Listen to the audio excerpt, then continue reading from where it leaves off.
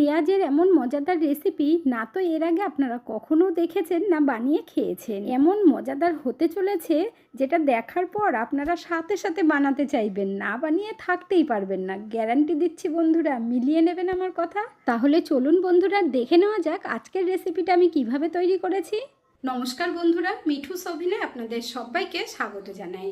আজ আমি আরও একটি নতুন ভিডিও নিয়ে চলে এসেছি আপনাদের সামনে।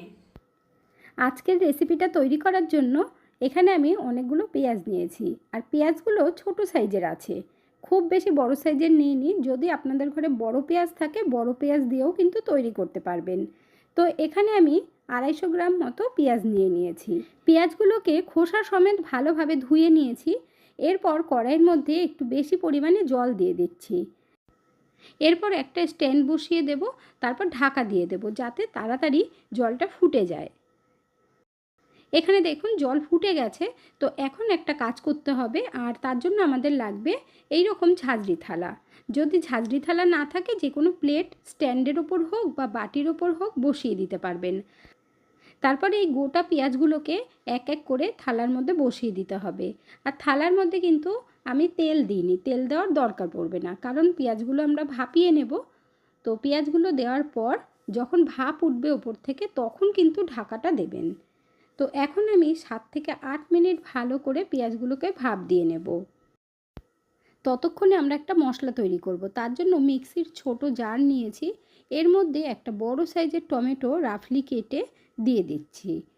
তার সাথেই দিতে হবে অল্প করে আদা, হাফ ইঞ্চি মতো দেবেন। এর সাথে 6-7 কোয়া রসুন দিয়ে দেব, আর দিতে হবে 3টে কাঁচা লঙ্কা। ঝাল আপনারা যেমন খাবেন ঠিক ততটাই দেবেন। আর দিয়ে দেবো 7-8টা কাজু বাদাম। এতে করে টেস্টটা কিন্তু দুর্দান্ত হবে।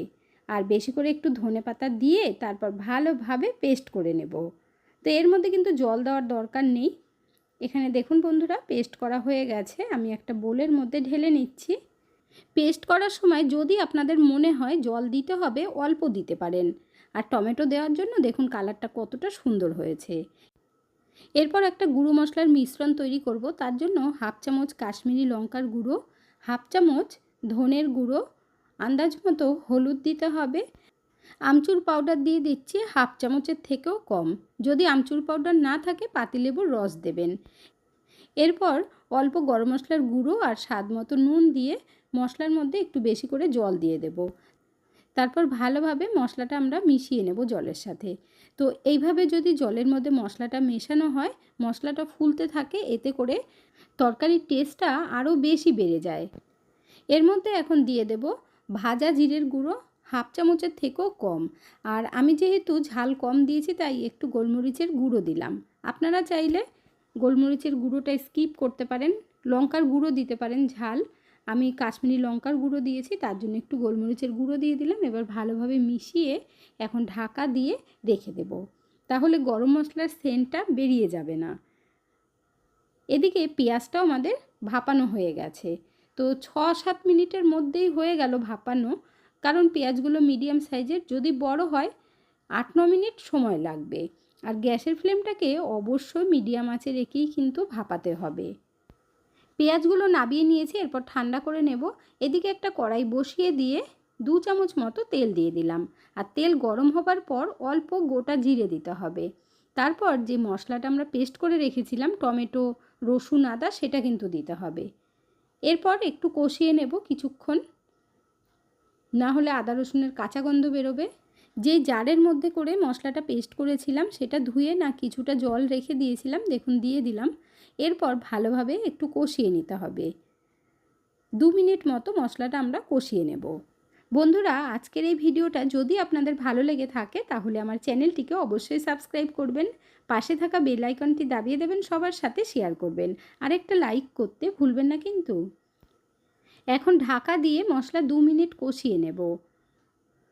2 মিনিট হয়ে গেছে, আপনাদের দেখাচ্ছি। দেখুন তেলটা ওপরে উঠে এসেছে। তো একটু নাড়াচাড়া করে আমরা যে জলের মধ্যে গুঁড়ো মশলাগুলো মিশিয়ে রেখেছিলাম সেটা কিন্তু দিয়ে দিতে হবে। আর আদা রসুনের গন্ধটাও চলে গেছে। দেখুন এর মধ্যে দিয়ে দিচ্ছি। তো আমি এর মধ্যে ভাজা জিরের গুঁড়ো দিয়েছি, আপনারা চাইলে কিন্তু কাঁচা জিরের গুঁড়ো দিতে পারেন। এরপর ভালোভাবে আবারও কষিয়ে নিতে হবে। রান্নাটা কিন্তু ভীষণ সহজ, কিন্তু ততটাই ডেলিশিয়াস। আপনারা যদি হোটেল রেস্টুরেন্টে খেতে যান তাহলে দেখবেন অনেক টাকা দাম নিয়ে নেয়। তবে আপনারা ঘরে খুব সহজেই বানিয়ে ফেলতে পারবেন, একদম হাতের কাছে থাকা অল্প উপকরণ দিয়ে। এখন ঢাকা দিয়ে 5 মিনিট মতো মশলাটা কষিয়ে নিতে হবে। আপনারা কে কোথা থেকে ভিডিওটি দেখছেন অবশ্যই কমেন্ট করে জানাবেন, তাহলে আমিও বুঝতে পারবো আমার বন্ধুরা কোথা থেকে দেখছেন। আপনারা সকলেই এত সুন্দর সুন্দর কমেন্ট করেন, আপনাদের কমেন্টগুলো পড়তে আমার ভীষণ ভালো লাগে। এইভাবে পাশে থেকে সাপোর্ট করার জন্য অসংখ্য ধন্যবাদ। এদিকে পেঁয়াজগুলো ঠান্ডা হয়ে গেছে, তো এখন খোসাগুলো ছাড়িয়ে নিতে হবে। আর একদম সফট হয়ে গেছে পেঁয়াজগুলো, খেতে এত বেশি ভালো লাগে বন্ধুরা, আপনারা কিন্তু দেখার সাথে সাথে না বানিয়ে থাকতেই পারবেন না, আমি গ্যারান্টি দিয়ে বলতে পারি। যারা আর কি পেঁয়াজের সবজি খেতে ভালোবাসেন বা পেঁয়াজ দিয়ে তরকারি রান্না করতে ভালোবাসেন, খেতে ভালোবাসেন, তাদের কাছে তো দুর্দান্ত লাগবে। পেঁয়াজটা ছুলে নেবার পর নিচের দিকটা থেকে এইরকমভাবে 2 দিক থেকে কেটে নেবেন, 2 ফালি দিয়ে নেবেন। পেঁয়াজের ওপরের দিকটা কাট লাগাবেন না, নিচের দিকে কাট লাগাবেন। আপনাদের আমি দেখিয়ে দিলাম কিভাবে কাটতে হবে, তো তাহলে মশলাটা ঢুকবে, ভালো লাগবে খেতে। ঘরে যদি মাছ, মাংস, সবজি কিছুই না থাকে আর ভাবছেন তখন যে কি বানাবেন, পেঁয়াজ তো সকলের ঘরে সব সময় থাকে কম বেশি, তো পেঁয়াজ দিয়ে আপনারা বানিয়ে নিতে পারবেন। একইভাবে সব কটা পেঁয়াজকে আমি ছুলে কেটে নেব।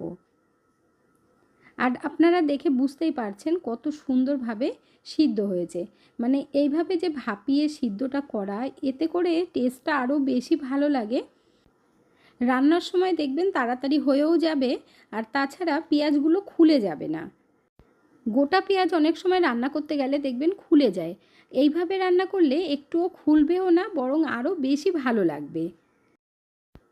গোটা পেঁয়াজের এমন একটা রেসিপি না তো এর আগে আপনারা কখনো দেখেছেন না খেয়েছেন, তাই বলছি বন্ধুরা অবশ্যই একবার বাড়িতে ট্রাই করে দেখবেন, আশা করছি আপনাদের কাছে ভীষণ ভীষণ ভালো লাগবে।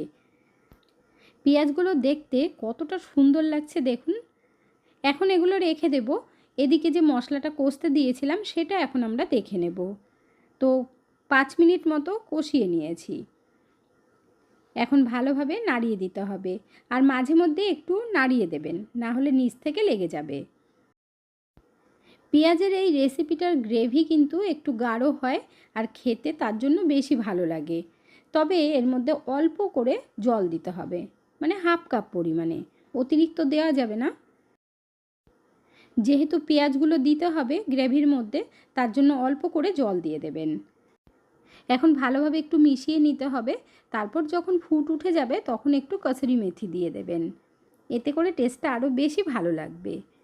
তো ভালো করে মিশিয়ে নিলাম, আর ঝোলটাও ফুটে গেছে। তবে 2 মিনিটের জন্য একটু ঢেকে দিতে হবে, আর একটু ভালো করে ফুটে যাবে ঝোলটা। ঝোলটা এইভাবে একটু ফুটিয়ে নিলে টেস্টটা আরও বেশি ভালো হয়। মানে আমি যখন ঝোলটা দিয়েছিলাম তখন একবার ফুট ওঠার সাথে সাথেই কসুরি মেথি দিয়েছি, তারপর ঢেকে দিয়েছিলাম। আর দেখুন গ্রেভিটা আগের থেকে একটু গাঢ় হয়ে গেছে। এই সময় আমরা ভাপানো পেঁয়াজগুলো দিয়ে দেব। গোটা পেঁয়াজগুলো দিয়ে একটু নাড়িয়ে নিতে হবে, তারপর আবার 2-4 মিনিটের জন্য ঢেকে দিতে হবে। কেন বলুন তো বন্ধুরা, পেঁয়াজটা কিন্তু ভেতর থেকে একটু শক্ত আছে, তাই আরেকটু সফট হতে হবে। ভাপানোর সময় পুরোপুরি সফট করবেন না। এখন ঢাকনাটা দিয়ে 2-3 মিনিট রেখে দেব, তারপর আপনাদেরকে দেখাচ্ছি। তার কারণ হলো গ্রেভির সাথে যখন পেঁয়াজটা একটু সিদ্ধ হবে খেতে আরও বেশি ভালো লাগবে। 3 মিনিটের মধ্যেই আমি ঢাকনা তুলে নিয়েছি, আর দেখুন কতটা সুন্দর হয়েছে দেখতে। আপনারা যেই রকম গ্রেভি রাখতে চান সেইভাবেই কিন্তু গ্রেভিটা রাখবেন। এবার ওপর থেকে একটু ধনেপাতা দিয়ে দিলাম, এতে করে টেস্টটা আরও ভালো লাগবে। তারপর ঢাকা দিয়ে গ্যাসের ফ্লেমটা আমরা বন্ধ করে দেব। যেহেতু ধনেপাতা দিয়েছি তাই ঢাকা দিয়ে রেখেছিলাম।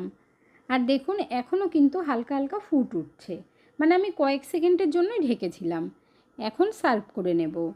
কালারটাও কিন্তু দুর্দান্ত হয়েছে, কেউ বুঝতেই পারবে না ঘরের তৈরি। এইটাই যদি রেস্টুরেন্টে আপনারা খেতে যান, অনেক টাকা কিন্তু দাম নিয়ে নেয় বন্ধুরা। বড় বড় রেস্টুরেন্টে এই পেঁয়াজের সবজিটা অনেক দামে বিক্রি হয়।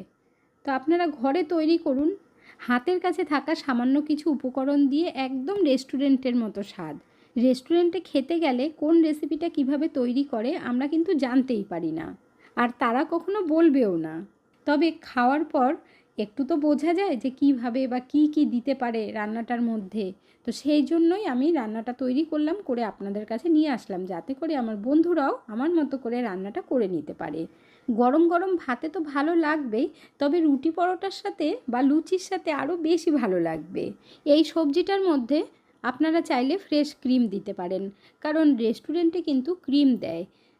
তো যখন আপনারা নামাবেন, গ্যাসটা বন্ধ করার আগে উপর থেকে একটু ফ্রেশ ক্রিম দিয়ে দেবেন, তাতে করে টেস্টটা দ্বিগুণ বেড়ে যাবে। তাহলে আর দেরি না করে ঝটপট আপনারাও তৈরি করে নিন।